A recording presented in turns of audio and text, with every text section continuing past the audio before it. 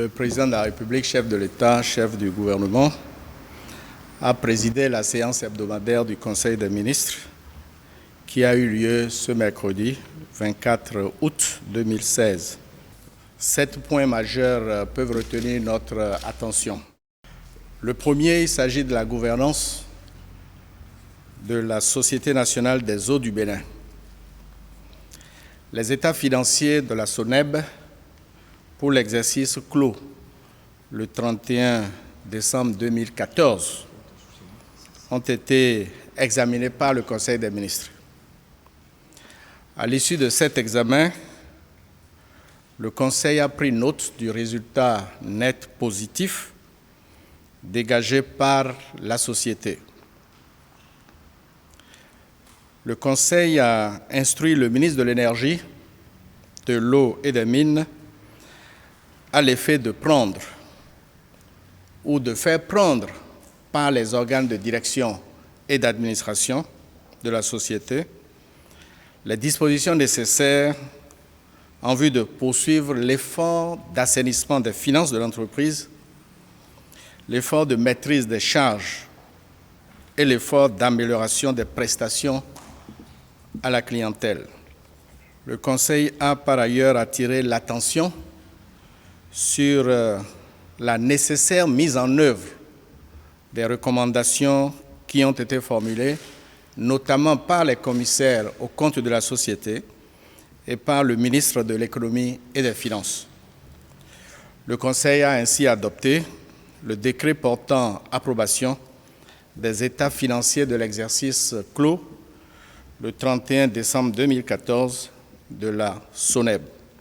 Deuxième point, il s'agit de la création du centre de formation aux opérations de maintien de la paix à Cana, au sein des forces armées béninoises.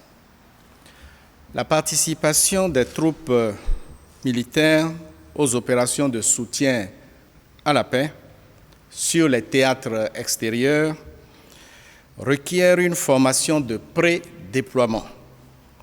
Cette formation était abritée par le centre de formation militaire de Bembereke et pour des raisons d'efficacité, un deuxième centre de formation a été activé au camp militaire de Cana, qui abrite aussi notre base aérienne et le premier bataillon d'artillerie mixte dans le département du Zou. Le Conseil a ainsi pris un décret pour consacrer la création de ce centre de formation sur le site de Cana. Troisième point, c'est l'organisation de la 4e édition des Journées béninoises de l'évaluation. Comme vous le savez, l'impératif de la bonne gouvernance est une priorité pour le développement de notre pays. L'évaluation des politiques publiques est un maillon indispensable de la gestion publique au service du développement. Le thème central de la 4e édition des Journées béninoises de l'évaluation s'intitule « L'utilisation des résultats de l'évaluation pour changer les conditions de vie des populations ». Le Conseil a autorisé l'organisation à Cotonou du 5 au 7 septembre 2016 de ce forum de haut niveau sur l'évaluation au Bénin en relation avec les partenaires au développement. Quatrième point, il s'agit d'une rencontre internationale des jeunes à Cotonou. Le Conseil a autorisé l'organisation conjointe par la Conférence épiscopale du Bénin et par l'Église méthodiste du Bénin de la rencontre internationale des jeunes à Cotonou du 31 août au 4 septembre 2016.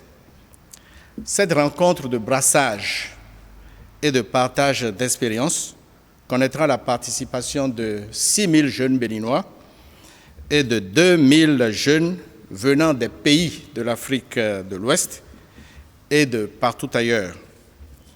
Le thème de cette rencontre internationale porte sur « Ensemble, chercher des chemins d'espérance. Cinquièmement, il s'agit du soutien du gouvernement aux candidatures de Béninois à des postes à l'étranger. Le Conseil a autorisé la candidature de M. Seyin Tondji Isidore Clément Kapochichi au poste d'expert du Comité des droits de l'homme. Le Conseil a également autorisé la candidature de M. Abdel Rahman Ouoroubare au poste d'expert du Comité des droits des personnes handicapées. Ces candidatures ont déjà été soumises aux Nations Unies. Le ministre des Affaires étrangères et de la coopération a été instruit aux fins de poursuivre les démarches en direction des États parties au pacte international relatif aux droits civils et politiques, ainsi qu'à l'endroit des pays parties à la Convention des Nations Unies sur les droits des personnes handicapées. Sixième point, il s'agit du renforcement de la gouvernance des actions ministérielles. Le Conseil a relevé que les actes réglementaires pris dans les ministères et les préfectures devront être en harmonie avec la politique de la nation dans tous les secteurs pour lesquels ces actes sont pris. Ces actes doivent être aussi en harmonie avec les plans, les programmes et les projets de développement approuvés par le gouvernement. Les 10 actes devront également traduire la volonté d'une cohésion gouvernementale à toute épreuve. Pour renforcer cette cohésion et assurer le suivi des actes administratifs, un mécanisme est mis en place à la présidence de la République à travers la création d'une cellule d'analyse et d'enregistrement des projets d'arrêtés ministériels et préfectoraux. Le Conseil a pris un décret à cet effet.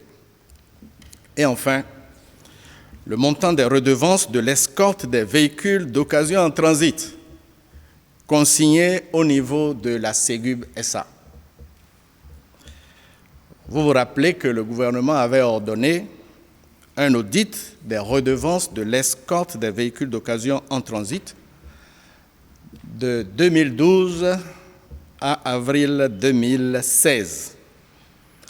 En prélude à cet audit, il a été procédé le 26 avril 2016 à la suspension de tous les reversements de redevances relatives aux prestations en général, y compris les redevances concernant les contrats du guichet unique portuaire et du guichet unique pour les opérations du commerce extérieur.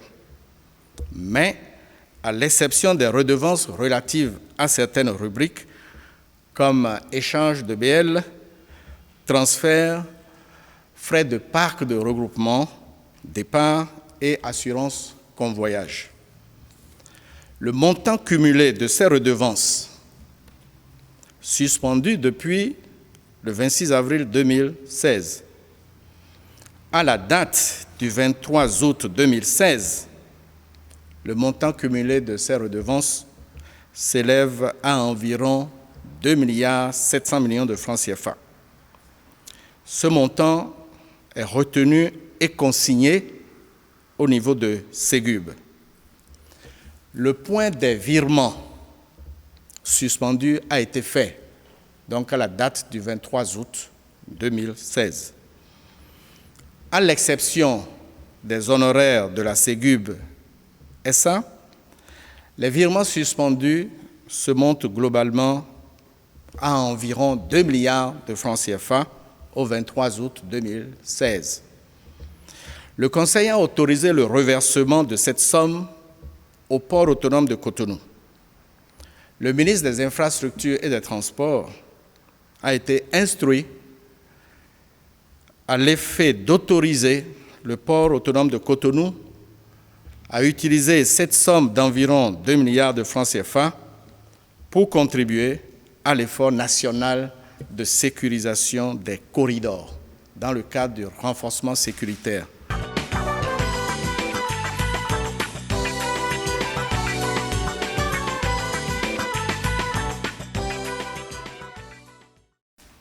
En termes de principe de gouvernance, lorsque vous devez conduire un audit dans une société, il y a un certain nombre d'opérations qui sont suspendues en attendant que les auditeurs complètent leurs travaux. C'est le cas, c'est partout pareil. Vous vous rappelez que j'avais eu à indiquer ici même que certaines opérations de reversement n'étaient pas justifiées. Et donc, en engageant l'audit, nous avons suspendu, à partir du 26 avril, tous ces reversements qui ne devraient pas être. Et c'est le point qui a été fait. Et ces reversements qu'on ne devrait pas dû faire s'élèvent pour 4 mois à environ 2 milliards de francs CFA. C'est des ressources qui, désormais, appartiennent au Trésor. Et donc, vous savez aussi que nous avons un besoin de sécurisation de tout le corridor pour renforcer la sécurité des biens et des personnes. Donc, le gouvernement a décidé que ces ressources soient transférées par Ségub au port autonome de Cotonou, parce que le port autonome de Cotonou fait partie des grands acteurs du corridor, des grands acteurs portuaires du corridor. Par conséquent, le port autonome de Cotonou, qui a moins de moyens ces temps-ci, verra ses moyens renforcés avec ces 2 milliards pour pouvoir contribuer à la sécurisation du corridor. Ce que le port autonome fera avec ses ressources, c'est vraisemblablement renforcer les moyens de nos forces de sécurité et de défense.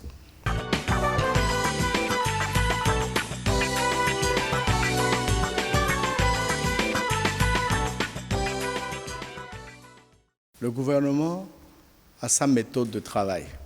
C'est vrai que j'avais indiqué qu'on profiterait de cette pause de 4 jours œuvrés. Ce ne sont pas des vacances, ce ne sont pas des congés. Des pauses de 4 jours œuvrés. Mardi, mercredi, jeudi, vendredi, terminé. Pour faire le point de notre dossier en instance. Au lieu de venir au bureau à 8 heures, on pouvait venir au bureau à 10 heures. Et au lieu de terminer à 22 heures, on pouvait terminer à 20 heures. C'est la différence. Donc on a exploité cette période pour mettre de l'ordre dans des dossiers importants. Et quand nous nous sommes retrouvés le lundi, on a fait le point. Et hier, mardi, je peux vous dire que le nombre de projets que le gouvernement a examinés dans la perspective de l'élaboration du plan d'action de gouvernement est élevé. Disons une trentaine de projets phares, une centaine de projets routiers. Mais il faut donner le temps au temps. Il y aura un séminaire gouvernemental pour rediscuter de toutes ces questions majeures parce qu'il s'agit d'un programme qui va s'étaler sur une dizaine d'années. On ne bâtit pas le développement sur du court terme. Il faut voir loin le Bénin et ça nécessite un peu de temps. Malheureusement, le premier projet a été diffusé sur les réseaux sociaux, mais ce n'est pas le projet définitif. On continue de travailler là-dessus. Et disons peut-être vers la mi-septembre, après un séminaire interministériel, il y aura un séminaire gouvernemental pour arrêter tout le plan d'action du gouvernement. Donc, on n'est pas pressé, on fait un travail minutieux. Je vous remercie. Monsieur le ministre d'État, et mercredi prochain, par la grâce de Dieu,